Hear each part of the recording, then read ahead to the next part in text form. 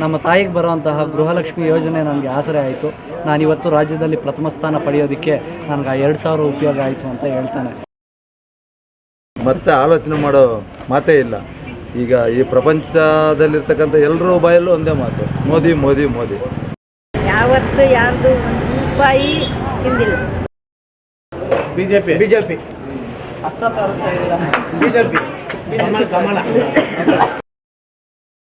ನೋಡಿ, ಪ್ರದೀಪ್ ಈಶ್ವರನ್ ಅವರು ಲಾಟ್ರಿ ಶಾಸಕ ಆಗಿದ್ದಾರೆ. ಕರ್ನಾಟಕ ಅಲ್ಲ, ಇವಾಗ ದೇಶದಲ್ಲೇ ನಮ್ಮ ಇಂಡಿಯಾಗೆ ಅವರಿಂದ ಅಲ್ಲಿ ಇನ್ನ ತುಂಬಾ ಹಗರಣ ಮಾಡಿಬಿಡ್ತಾರೆ ಅವರು.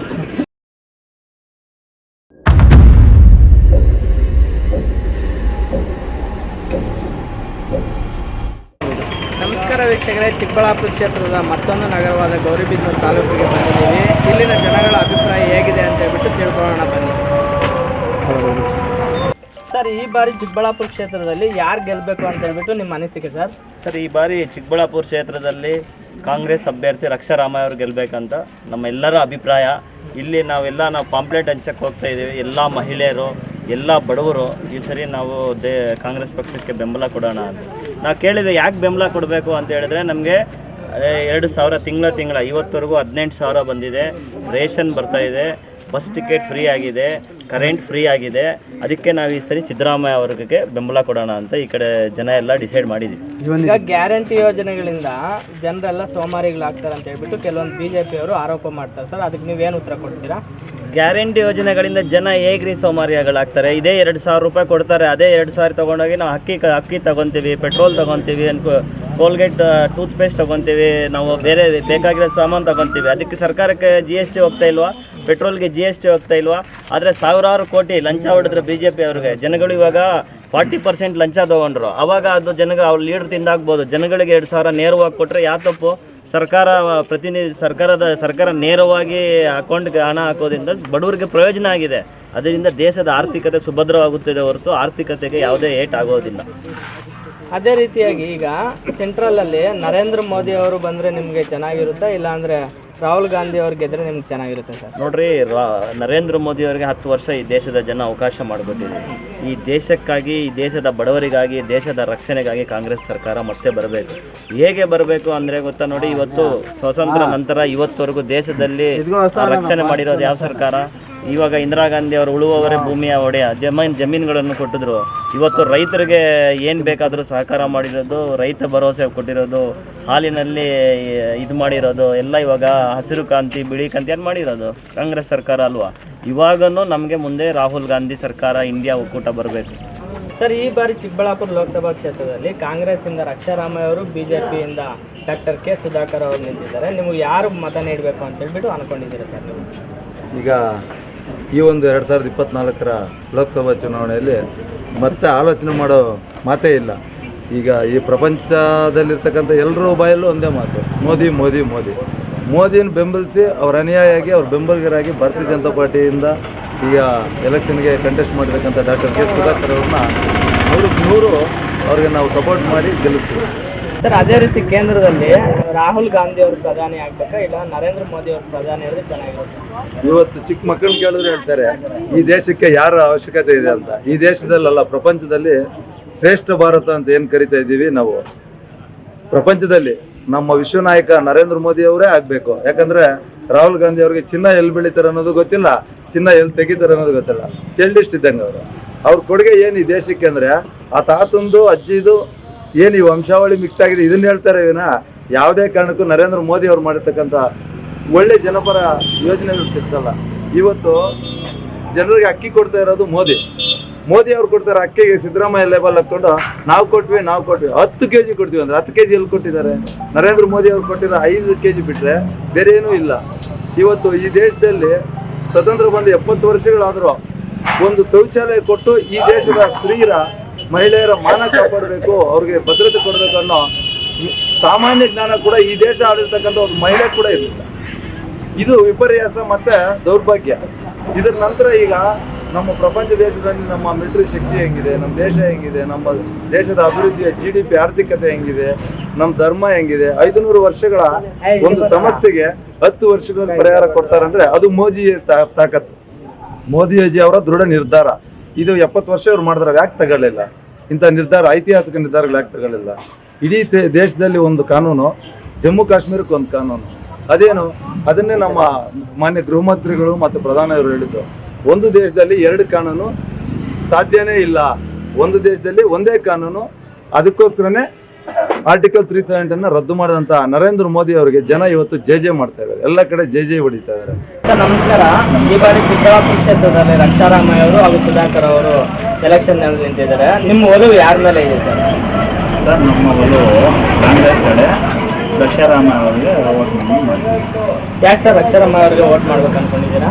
ರಕ್ಷಾರಾಮಯ್ಯ ಅವ್ರು ಯಾಕೆ ವೋಟ್ ಮಾಡ್ಬೇಕಂತಿದ್ದೀವಿ ಅಂದರೆ, ಕಾಂಗ್ರೆಸ್ಸಲ್ಲಿ 5 ಗ್ಯಾರಂಟಿಗಳು ಸಿದ್ದರಾಮಯ್ಯ ಸರ್ಕಾರ ಕೊಟ್ಟರು. ಎಲ್ಲ ನಮ್ಮ ಮನೆಯಲ್ಲಿ ಕರೆಂಟ್ ಫ್ರೀ ಕೊಡ್ತಾ ಇದ್ದಾರೆ, ತಿರ್ಗಾ 10 kg ಅಕ್ಕಿ ಕೊಡ್ತಾ ಇದ್ದಾರೆ. ಈಗ ನಮ್ಮ ಮನೆಯಲ್ಲಿ ನಮ್ಮ ಹೆಂಗಸರಿಗೆ 2,000 ರೂಪಾಯಿ ತಿಂಗಳ ಕೊಡ್ತಾ ಇದ್ದಾರೆ.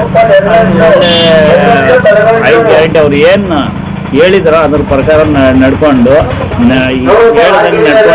ನಮಗೆಲ್ಲ ಸವಲತ್ತುಗಳು, ಎಲ್ಲ ಬಡವರಿಗೆ ಒಳ್ಳೆ ಲಾಭ ಆಗ್ತಾ ಇದೆ ಕಾಂಗ್ರೆಸ್ ಸರ್ಕಾರದಿಂದ. ಇದರಿಂದಾಗಿ ನಾವು ಕಾಂಗ್ರೆಸ್ ಸರ್ಕಾರಕ್ಕೆ ವೋಟ್ ಮಾಡ್ತೀವಿ. ರಕ್ಷಾರಾಮಯ್ಯವ್ರಿಗೆ ನಾವು ವೋಟ್ ಮಾಡ್ತೀವಿ. ಅವರು ಯುವಕರು, ಒಳ್ಳೆ ವಿದ್ಯಾವಂತರು, ಅದರಿಂದಾಗಿ ಅವ್ರಿಗೆ ವೋಟ್ ಮಾಡ್ತೀವಿ. ಸುಧಾಕರ್ಗೆ ಯಾಕೆ ವೋಟ್ ಮಾಡಲ್ಲ ಅಂದರೆ, ಅವರು ಇದಕ್ಕಿಂತ ಮುಂಚೆ ಕೊರೋನಾದಲ್ಲಿ ಲಕ್ಷಾಂತರ ಕೋಟಿಗಳು ಹಗರಣ ಮಾಡಿದ್ದಾರೆ. ಅದರಿಂದ ಅವ್ರು ವೋಟ್ ಮಾಡಲ್ಲ. ಕೋವಿಡಲ್ಲಿ ಜನಗಳಿಗೆ ಸ್ಪಂದಿಸಿಲ್ಲ ಸರಿಯಾಗಿ. ಆರೋಗ್ಯ ಸಚಿವರು ಇದ್ದಾಗ ಜನಗಳು ಆಕ್ಸಿಜನ್ ಇಲ್ದಿದ್ದಂಗೆ, ಮಾಸ್ಕ್ ಇಲ್ದಿದ್ದಂಗೆ ಎಲ್ಲ ಥರದ್ದು ನಮ್ಮ ಕರ್ನಾಟಕ ಜನಗಳು ಅವರಿಂದ ಜಾಸ್ತಿ ತೊಂದರೆ ಅನುಭವಿಸಿದ್ದಾರೆ. ಇಂಥವ್ರಿಗೆ ತಿರುಗಿ ಅವಕಾಶ ಮಾಡಿಕೊಟ್ರೆ ನಮ್ಮ ಕರ್ನಾಟಕ ಅಲ್ಲ, ಇವಾಗ ದೇಶದಲ್ಲೇ ನಮ್ಮ ಇಂಡಿಯಾಗೆ ಅವರಿಂದ ಜಾಸ್ತಿ ಅನಾನುಕೂಲ ಆಗುತ್ತೆ. ಅಲ್ಲಿ ಹೋಗಿ ಅಲ್ಲೇನೋ ಆರೋಗ್ಯ ಸಚಿವರು ಆದ್ರೆ ಅಂದ್ಕೊಳ್ಳಿ, ಒಬ್ಬರು ಇಲ್ಲಿ ಈಗ ಕರ್ನಾಟಕದಲ್ಲಿ ಏನು ಅನುಭವಿಸಿದ್ರು ಜನಗಳು ಕೋವಿಡ್ ಸಂದರ್ಭದಲ್ಲಿ, ಅದೇ ಥರ ಇದೆಲ್ಲ ಇಂಡಿಯಾ ಲೆವೆಲಲ್ಲಿ ನಮ್ಮ ಭಾರತ ದೇಶದಲ್ಲಿ ಇವ್ರೇನಾದ್ರು ಅಲ್ಲಿಗೆ ಹೋಗಿ ಅವ್ರ ಕಾಲು ಇವ್ರ ಕಾಲು ಹಿಡ್ಕೊಂಡು ಏನಾದ್ರು ಅಲ್ಲಿ ಮಾಡ್ಕೊಂಡ್ರೆ, ಇಲ್ಲಿ ಏನಾದ್ರು ನಾವು ಆರಿಸಿ ಇವ್ರು ಕಳಿಸ್ಬಿಟ್ರೆ, ಅಲ್ಲೇ ಏನೋ ಆರೋಗ್ಯ ಸಚಿವರು ಏನೋ ಕೊಟ್ಬಿಟ್ರೆ, ಎಲ್ಲ ಇನ್ನು ಇಲ್ಲಿ ಇಷ್ಟೊಂದು ಹಗರಣ ಇಲ್ಲಿ ಮಾಡಿದ್ದಾರೆ, ಅಲ್ಲಿ ಇನ್ನೂ ತುಂಬ ಹಗರಣ ಮಾಡಿಬಿಡ್ತಾರೆ ಅವರು. ಅದರಿಂದಾಗಿ ನಾವು ಸುಧಾಕರ್ಗೆ ವೋಟ್ ಮಾಡಲ್ಲ. ಸರ್, ಈ ಬಾರಿ ಚಿಕ್ಕಬಳ್ಳಾಪುರ ಲೋಕಸಭಾ ಕ್ಷೇತ್ರದಲ್ಲಿ ಕಾಂಗ್ರೆಸ್ಸಿಂದ ರಕ್ಷಾರಾಮಯ್ಯ ಅವರು, ಬಿಜೆಪಿಯಿಂದ ಡಾಕ್ಟರ್ ಕೆ ಸುಧಾಕರ್ ಅವರು ಸ್ಪರ್ಧೆ ಮಾಡ್ತಿದ್ದಾರೆ. ಹೆಚ್ಚಿನ ಒಲವು ಯಾರ ಕಡೆ ಇದೆ ಸರ್ ಅವರಿಗೆ? ಡಾಕ್ಟರ್ ಕೆ ಸುಧಾಕರ್ ಅವ್ರ ಕಡೆ ಒಲವಿದೆ. ಡಾಕ್ಟರ್ ಸುಧಾಕರ್ ಅವರೇ ಗೆಲ್ತಾರೆ. ಮೋದಿ ಅವರ ಜನಪರ ಯೋಜನೆಗಳು, ಡಾಕ್ಟರ್ ಸುಧಾಕರ್ ಅವರ ಅಭಿವೃದ್ಧಿ ಕೆಲಸಗಳು ಸುಧಾಕರ್ ಅವರು ಗೆಲ್ಲಿಸುತ್ತೆ. ಜನ ಸಿದ್ಧರಾಗಿದ್ದಾರೆ, ಬಿಜೆಪಿ ವೋಟ್ ಹಾಕಬೇಕು ಅಂತೇಳಿ 26ನೇ ತಾರೀಕು ಕಾಯ್ತಾರೆ. ಅವರ ಹಕ್ಕು ಚಲಾಯಿಸೋಕ್ಕೆ ನಾವು ಮೋದಿ ವೋಟ್ ಹಾಕಲೇಬೇಕು, ಡಾಕ್ಟರ್ ಸುಧಾಕರ್ ವೋಟ್ ಹಾಕಬೇಕು ಅಂತ ಜನ ಕಾಯ್ತಾ ಇದ್ದಾರೆ. 100% ಸತ್ಯ ಇದು. ನಮ್ಮ ಗೌರಿಬಿದನೂರಿಂದ ಲೀಡು ಬರ್ತದೆ, ಓವರ್ ಆಲ್ ಕಾನ್ಸ್ಟಿಟ್ಯೂನ್ಸಿಯಿಂದ ಲೀಡ್ ಬರ್ತದೆ, ಲಕ್ಷ ಲೀಡರ್ ಗೆಲ್ತಾರೆ ಅಂತೇಳಿ ನಾವು ಹೇಳ್ತೀವಿ. ಕೇಂದ್ರದಲ್ಲಿ ಈಗ ರಾಹುಲ್ ಗಾಂಧಿ ಅವರು ಪ್ರಧಾನಿ ಆಗೋದಿಲ್ಲ, ನರೇಂದ್ರ ಮೋದಿ ಅವರು ಪ್ರಧಾನಿ ಆಗೋದಿಲ್ಲ. ರಾಹುಲ್ ಗಾಂಧಿನ ಚಿಕ್ಕ ಮಗು ಕೇಳಿದ್ರು ಪಪ್ಪು ಅಂತಾರೆ. ಅದೇ ಪ್ರಧಾನ ಮಂತ್ರಿ ನರೇಂದ್ರ ಮೋದಿ ಅವ್ರನ್ನ ಆಫ್ರಿಕಾದಲ್ಲಿ ಕಾಡಲ್ಲಿರೋ ಜನಗಳಿಗೆ ಕೇಳಿದ್ರು, ಮೋದಿ ನರೇಂದ್ರ ಮೋದಿ ಅವರು ಅಂತ ನಮಸ್ಕಾರ ಮಾಡಿ ಡಿಫ್ರೆನ್ಸ್ ತಿಳ್ಕೊಳ್ಳಿ. ಇಲ್ಲಿ ಚಿಕ್ಕ ಮಗು ಕೇಳಿದ್ರು ಪಪ್ಪು ಅಂತ ಕರೀತಾರೆ. ಆಫ್ರಿಕಾ ಜನಗಳಿಗೆ ಹೃದಯ ಮುಟ್ಟಬೇಕು ನರೇಂದ್ರ ಮೋದಿ ಅವರು, ಇನ್ನು ಬೇರೆ ದೇಶ ಹೆಂಗಿರ್ತಾರೆ. ಇವತ್ತು ವಿಶ್ವನೇ ನೋಡ್ತಾ ಇದೆ, ವಿಶ್ವನೇ ನಮ್ಮ ಭಾರತನ ಗೌರವಿಸ್ತಾ ಇದೆ. ನರೇಂದ್ರ ಮೋದಿ ಅವರ ನಾಯಕತ್ವ ಬೆಚ್ಚಿದೆ. ಹಾಗಾಗಿ ಯಾವುದೇ ಕಾರಣಕ್ಕೂ ಅದು ಊಹಿಸ್ಕೊಳ್ಳೋಕ್ಕೂ ಸಾಧ್ಯ ಇಲ್ಲ. ರಾಹುಲ್ ಗಾಂಧಿನ ಆ ಒಂದು ಕುರ್ಚಿಯಲ್ಲಿ ನಮ್ಮ ಭಾರತದ ಜನತೆಗೆ ಊಹಿಸ್ಕೊಳ್ಳೋಕ್ಕೂ ಸಾಧ್ಯ ಇಲ್ಲ. ಸುಮ್ಮನೆ ಯಾರೋ ಕೆಲವರು ಮಾತಾಡ್ತಾರೆ ಅದನ್ನು. ಸರ್, ಈಗ ಕರ್ನಾಟಕದಲ್ಲಿ ಸಿದ್ದರಾಮಯ್ಯ ಸರ್ಕಾರ ಗ್ಯಾರಂಟಿ ಯೋಜನೆ ತಂದು ಅವರು 136 ಸೀಟ್ ಗೆದ್ದಿದ್ದಾರಲ್ಲ, ಈ ಅಲೆಯಲ್ಲಿ ಬಿಜೆಪಿ ಗೆಲ್ಲೋ ಚಾನ್ಸಸ್ ಇರುತ್ತಾ? ಜನಕ್ಕೆ ಕಳೆದ 10 ತಿಂಗಳಿಂದ ಅರ್ಥ ಆಗಿದೆ ಗ್ಯಾರಂಟಿ ಯೋಜನೆಗಳ ಬಗ್ಗೆ ಏನು ಅಂತೇಳಿ. ಇವತ್ತು ತಾವು ಕಂಡಂಗೆ ಕರೆಂಟ್ ಬಿಲ್ ಆಗಿರ್ಬೋದು, ರೈತರಿಗೆ ಪಂಪ್ ಸೆಟ್ಗಳಿಗೆ ನೀರು, ಕರೆಂಟು ಬಿಲ್ ಕಟ್ತೀವಿ ಅಂದರೆ ಕರೆಂಟ್ ಕೊಡ್ತಲ್ಲ ಸರಿಯಾಗಿ. ಇವತ್ತೊಂದು ಟ್ರಾನ್ಸ್ಫಾರ್ಮರ್ ಹಾಕಬೇಕು ಅಂದರೆ ಎಷ್ಟು ಖರ್ಚು? ಅವರೇ ದುಡ್ಡು ಕಟ್ಟಿ ತೊಗೊಂಡೋಗ್ಬೇಕು. ಮೊದಲು ಫ್ರೀ ಕೊಡ್ತಾ ಇದ್ದಾರೆ ಟ್ರಾನ್ಸ್ಫಾರ್ಮರ್, ಈಗ ಅವರೇ ಕಟ್ಟಿ ತೊಗೊಂಡೋಗ್ಬೇಕು.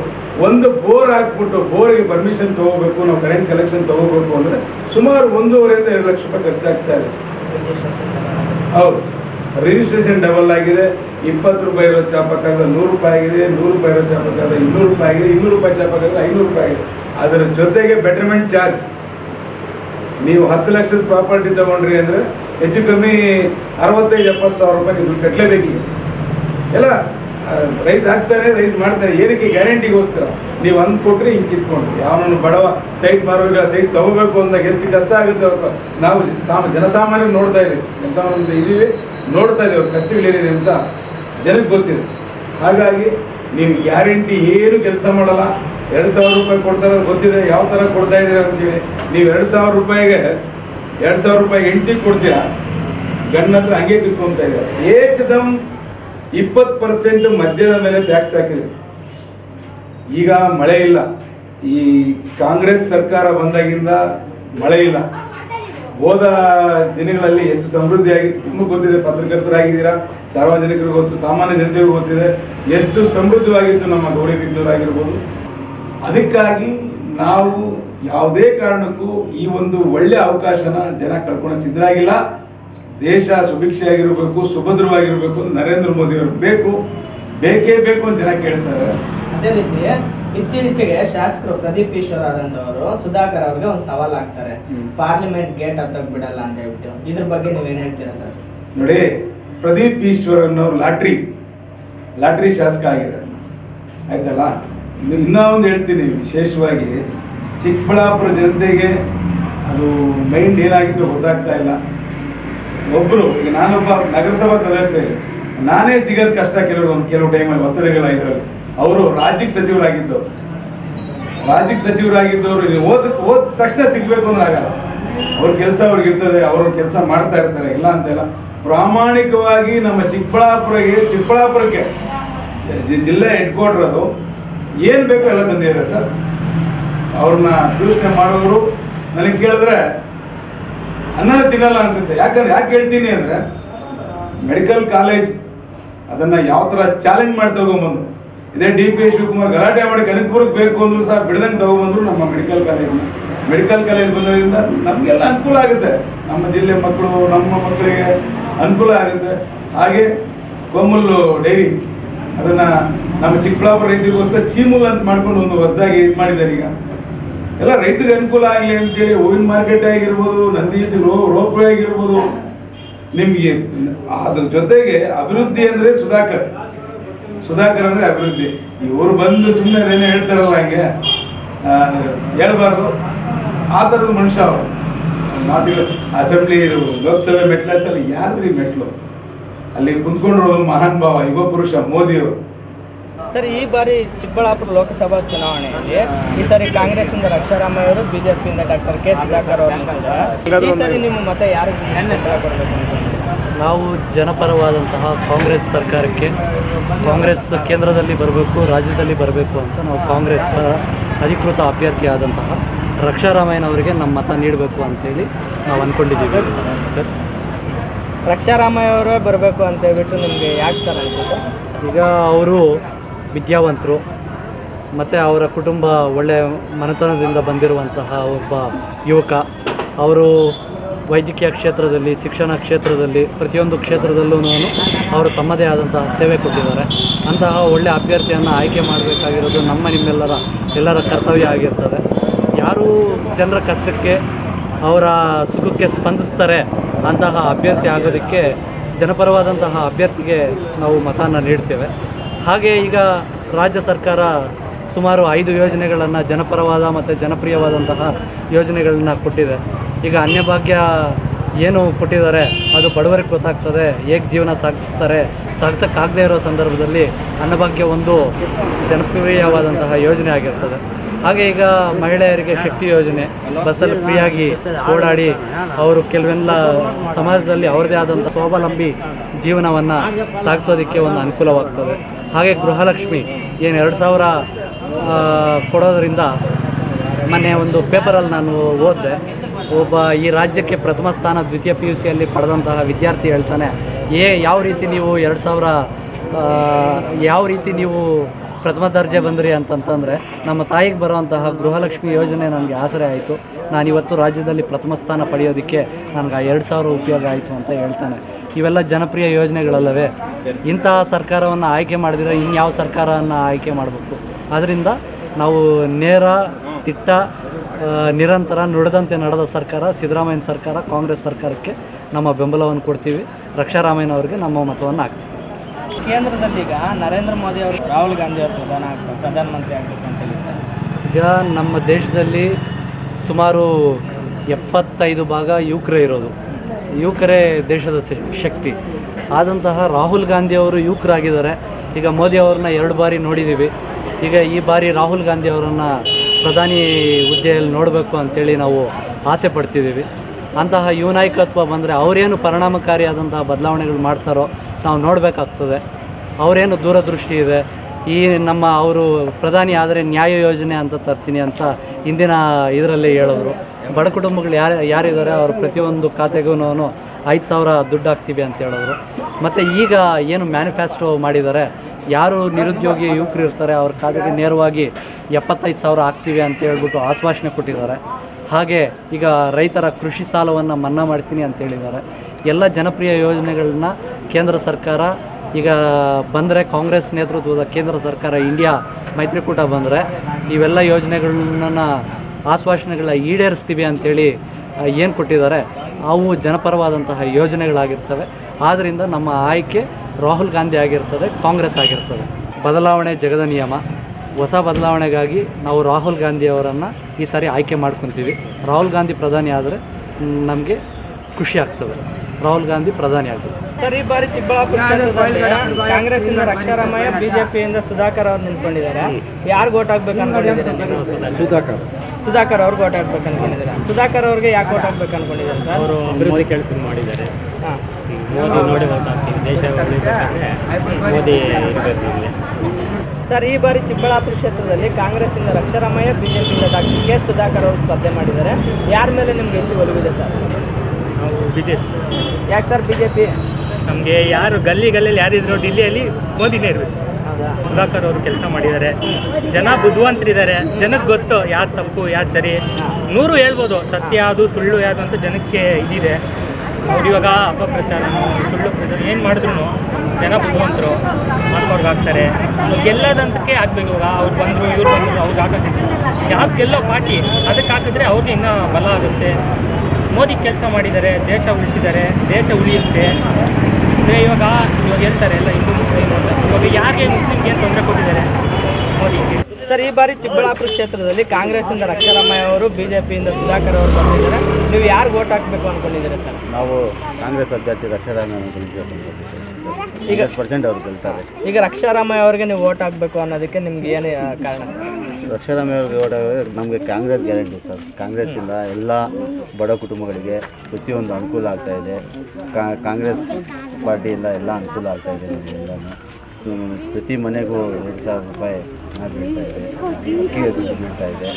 ಅದ್ರ ಜೊತೆಗೆ ಶಕ್ತಿ ಯೋಜನೆ ಇದೆ. ಎಲ್ಲರಿಗೂ ಇದು ಸ್ವಲ್ಪ ತುಂಬ ಅನುಕೂಲ. ಇಷ್ಟೊಂದು ಅನುಕೂಲ ಯಾವ ಸರ್ಕಾರನೂ ಕೊಟ್ಟಿಲ್ಲ. ಇಷ್ಟೊತ್ತರೆಗೂ ಹಿಸ್ಟ್ರಿಯಲ್ಲಿ ಯಾವುದೂ ಕೊಟ್ಟಿಲ್ಲ. ಕಾಂಗ್ರೆಸ್ಸಿಂದ ರಕ್ಷಾರಾಮಯ್ಯ ಅವರು, ಬಿಜೆಪಿಯಿಂದ ಡಾಕ್ಟರ್ ಕೆ ಸುಧಾಕರ್ ಅವರು ಸ್ಪರ್ಧೆ ಮಾಡ್ತಿದ್ದಾರೆ. ಯಾರ ಮೇಲೆ ನಿಮ್ಗೆ ಹೆಚ್ಚು ಒಲವಿದೆ? ಇಲ್ಲಿ ಯಾರು ಒಲ್ವ ಅಂತ ಹೇಳೋಕ್ಕಾಗೋದಿಲ್ಲ. 50-50 ಫೈಟ್ ಚೆನ್ನಾಗಿದೆ, ಫೈಟ್ ಇದೆ. ಯಾಕೆಂದರೆ ಅವ್ರು ಹೊಸಬ್ರು, ಇವ್ರು ಹಳಬ್ರು. ಅವರು ಘಟಾನುಘಟಿ ವ್ಯಕ್ತಿನೇ. 50-50 ಫೈಟ್ ಇದೆ. ನೀವು ಯಾರಿಗೆ ಓಟ್ ಹಾಕ್ಬೇಕು ಅಂದ್ಕೊಂಡಿದ್ದೀರಾ? ನಾವು ಬಿಜೆಪಿ. ಯಾಕೆ ಸರ್ ಬಿಜೆಪಿಗೆ? ಮೋದಿ ಅವ್ರನ್ನ ಗೆಲ್ಲಿಸಿದ್ರೆ ದೇಶ ಚೆನ್ನಾಗಿರುತ್ತೆ ಅಷ್ಟೇ, ಬೇರೆ ಉದ್ದೇಶ. ಮೋದಿ ಅವ್ರನ್ನ ನೋಡಿ ಓಟ್ ಹಾಕ್ಬೇಕಿವೆ. ನೀವು ಸುಧಾಕರ್ ಮುಖ ನೋಡಿ ಓಟ್ ಹಾಕುವಂಥ ಅವಶ್ಯಕತೆ. ಮೋದಿಗೋಸ್ಕರ ಓಟ್ ಹಾಕ್ತೀವಿ. ಸರ್, ಈ ಬಾರಿ ಲೋಕಸಭಾ ಚುನಾವಣಾ ಕ್ಷೇತ್ರದಲ್ಲಿ ಕಾಂಗ್ರೆಸ್ಸಿಂದ ರಕ್ಷಾರಾಮಯ್ಯ, ಬಿಜೆಪಿಯಿಂದ ಡಾಕ್ಟರ್ ಕೆ ಸುಧಾಕರ್ ಅವರು ನಿಂತಿದ್ದಾರೆ. ನಿಮ್ಮ ಓಟ್ ಯಾರಿಗೆ ಹಾಕ್ಬೇಕು ಅಂದ್ಕೊಂಡಿದ್ದೀರಾ? ನಮ್ಮ ಓಟ್ ಸುಧಾಕರ್ಗೆ ಹಾಕಿ. ಮೋದಿ ಇರಬೇಕು ಮೇಲೆ, ಅವರಿದ್ರೇ ಒಳ್ಳೆ ಆಗ್ಬೇಕು. ಬಿಜೆಪಿಗೆ ನಮ್ಮ ಬಿಜೆಪಿಗೆ. ಈ ಬಾರಿ ಚಿಕ್ಕಬಳ್ಳಾಪುರ ಕ್ಷೇತ್ರದಲ್ಲಿ ಕಾಂಗ್ರೆಸ್ಸಿಂದ ರಕ್ಷಾರಾಮಯ್ಯ, ಬಿಜೆಪಿಯಿಂದ ಡಾಕ್ಟರ್ ಕೆ ಸುಧಾಕರ್ ಅವರು ಸ್ಪರ್ಧೆ ಮಾಡ್ತಾ ಇದ್ದಾರೆ. ಯಾವುದಕ್ಕೆ ನೀವು ಒಲವು ತೋರ್ತೀರಾ? ಕಾಂಗ್ರೆಸ್ಸಿಂದ ರಕ್ಷಾರಾಮಯ್ಯ ಅವರು, ಬಿಜೆಪಿಯಿಂದ ಡಾಕ್ಟರ್ ಕೆ ಸುಧಾಕರ್ ಅವರು ನಿಂತಿದ್ದಾರೆ. ಯಾರಿಗೆ ಓಟ್ ಹಾಕ್ತೀರಾ ನೀವು? ಯಾರು ದೇಶ ಹೌದಾ? ನಮ್ಮ ದೇಶ ಯಾರು ಕಾಪಾಡ್ತಾ ಇದ್ದಾರೆ? ಹಾಂ, ರಾಮನ ದೇಶನೇ ಯಾರು? ಸರ್, ಈ ಬಾರಿ ಚಿಕ್ಕಬಳ್ಳಾಪುರ ಕ್ಷೇತ್ರದಲ್ಲಿ ಕಾಂಗ್ರೆಸ್ಸಿಂದ ರಕ್ಷಾರಾಮಯ್ಯ ಅವರು, ಬಿಜೆಪಿಯಿಂದ ಡಾಕ್ಟರ್ ಕೆ ಸುಧಾಕರ್ ಅವರು ಸ್ಪರ್ಧೆ ಮಾಡ್ತಿದ್ದಾರೆ. ಯಾರಿಗೆ ನಿಮ್ಗೆ ತುಂಬ ಹೆಚ್ಚು ಒಲವಿದೆ ಸರ್? ನಾವು ತುಂಬ ಇಷ್ಟಪಡೋದು ಅಂತಂದರೆ ಮೋದಿ ಸರ್ಕಾರ. ಮೋದಿ ಸರ್ಕಾರ ಮಾಡಿರುವಂತಹ ಅನೇಕ ಅಭಿವೃದ್ಧಿ ಕಾರ್ಯಕ್ರಮಗಳಿಗೆ ನಮಗೆ ತುಂಬ ಒಲವಿದೆ. ಅವರು ಈ ದೇಶದ ಒಂದು ಪ್ರಧಾನ ಆದಾಗಿನಿಂದ ಒಳ್ಳೆ ಕೆಲಸಗಳನ್ನೇ ಮಾಡಿದ್ದಾರೆ. ಅವರು ತುಂಬ ಸಜ್ಜನ ವ್ಯಕ್ತಿ ಮತ್ತು ಸರಳ ವ್ಯಕ್ತಿ, ಡಾಂಬಿಕ ವ್ಯಕ್ತಿ ಅಲ್ಲ. ಮೋದಿಯವರು ಒಂದು ವಿದೇಶ ಪ್ರವಾಸ ಕೈಗೊಂಡಾಗ ಎಲ್ಲರೂ ಟೀಕೆ ಮಾಡ್ತಿದ್ರು, ಏನು ಎಲ್ಲ ವಿದೇಶ ಪ್ರವಾಸ ಮಾಡ್ತಾರೆ, ಬರೀ ದುಡ್ಡು ಖರ್ಚು ಮಾಡ್ತಾರೆ, ಅದು ಇದು. ಪಕ್ಕದ ದೇಶಗಳಲ್ಲಿ ಸ್ನೇಹ ಭಾವನೆಯಿಂದ ಅವರು ಮಾಡಿರುವಂತಹ ಅಭಿವೃದ್ಧಿ ಕೆಲಸಗಳಿಗೆ ನಾವು ಸೋತವಾಗ್ತೀವಿ. ಹಾಗಾಗಿ ನಾವು ಅಭಿವೃದ್ಧಿ ಕೆಲಸಗಳಿಗೆ ಒತ್ತು ನೀಡಬೇಕು. ದೇಶದ ರಕ್ಷಣೆ ಮೊದಲು ಆದ್ಯತೆ ಕೊಡ್ತಾರೆ, ಧರ್ಮದ ರಕ್ಷಣೆಗೆ ನಿಲ್ಲುತ್ತಾರೆ. ಅದರಿಂದ ಮೋದಿ ಅವರಿಗೆ ನಾವು ಸಪೋರ್ಟ್ ಮಾಡ್ತೀವಿ, ಮೋದಿ ಅವರಿಗೆ ನಾವು ಓಟ್ ಹಾಕಿಸ್ತೀವಿ. ಅವರು ಸುಧಾಕರ್ ಆಗಿರ್ಬೋದು ಮತ್ತು ಯಾರೇ ನಿಲ್ಲಿದ್ರೂ ಸಹ ನಾವು BJPಯನ್ನು ಬಿಟ್ಟುಕೊಡುವುದಿಲ್ಲ.